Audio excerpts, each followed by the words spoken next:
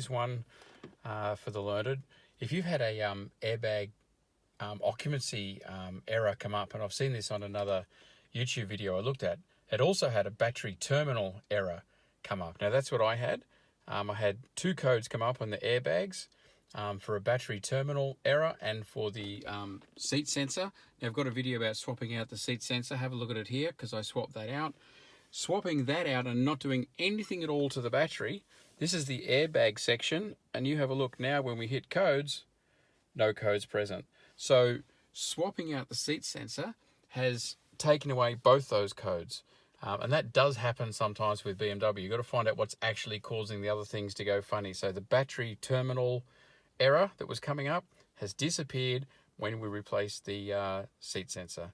And I do think, if you're seeing this video and haven't seen some of my others, I do not think that just switching out a bypass system is a good way to go.